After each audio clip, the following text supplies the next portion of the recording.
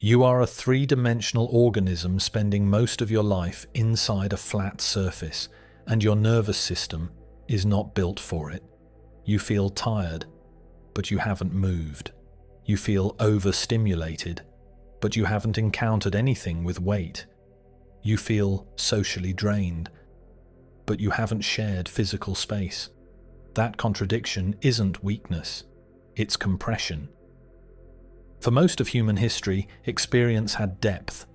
Voices came from a direction, faces moved in space, emotion carried through breath, posture, distance. You didn't just hear someone. Your body calibrated itself against them. Your brain evolved inside that calibration, not metaphorically, literally. For hundreds of thousands of years, survival depended on reading depth, tension, micro-movements, subtle cues in shared physical space. In 3 dimensions, your nervous system is constantly regulating itself against other nervous systems. Eye contact lowers cortisol. Shared laughter synchronizes breathing. Physical presence stabilizes emotion. That's how humans maintain equilibrium.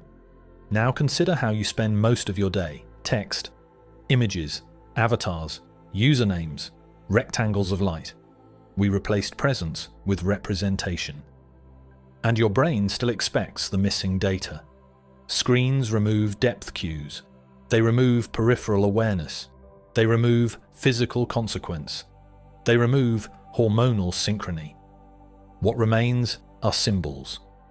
High signal, low embodiment. And your nervous system treats those 2 environments very differently. In physical space, interaction has friction. There is hesitation. There is tone. There is the immediate awareness that another organism is in front of you. In flat space, friction disappears. Conflict accelerates. Projection fills the gaps. Misunderstanding multiplies. It's not that people became more volatile. We removed the dimensional cues that slow things down, but the deeper effect is quieter. Ask yourself something direct. Why can you scroll for an hour and remember almost nothing? Why can you exchange dozens of messages and still feel strangely untouched? Why can you argue intensely with someone you've never physically encountered? Because signal density is not the same as depth. You are consuming representations. Your body evolved for presence.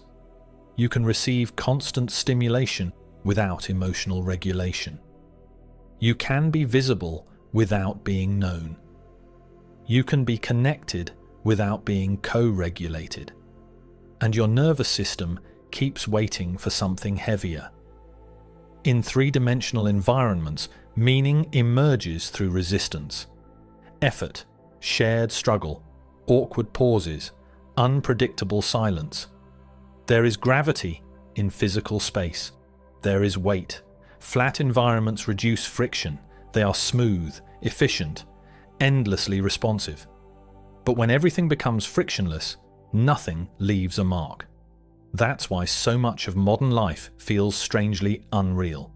Not catastrophic, not dramatic, just thin. You are exhausted by interaction that doesn't regulate you.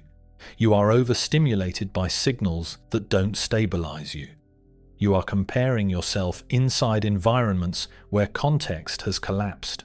When interaction flattens, identity thins.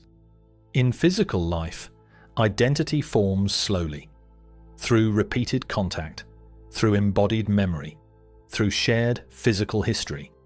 In 2 dimensions, identity becomes editable, curated, optimized, broadcast, and without physical grounding, social perception becomes unstable. This is not about addiction, it's about regulation. Humans evolved to stabilize emotion in proximity to other humans. We now attempt to regulate alone, through symbols. That increases baseline anxiety, it increases polarization, it increases the quiet sense that something isn't fully real. Not because technology is malicious, but because flat environments are regulation poor, and we moved into them faster than our biology could adapt.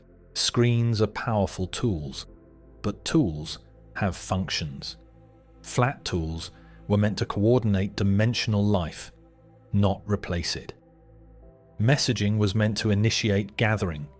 Platforms were meant to organize presence. Digital space was meant to extend physical life. Instead, for many people, it became the primary location of it. And your nervous system notices. You evolved for gravity, for resistance, for eye contact that lasts a second too long, for shared silence that doesn't need to be filled, for rooms that have corners and temperature and unpredictable sound. If most of your existence feels weightless, that's not freedom, it's compression. The world didn't lose a dimension. You just stopped stepping fully into it, and your nervous system is still waiting for depth. That's all.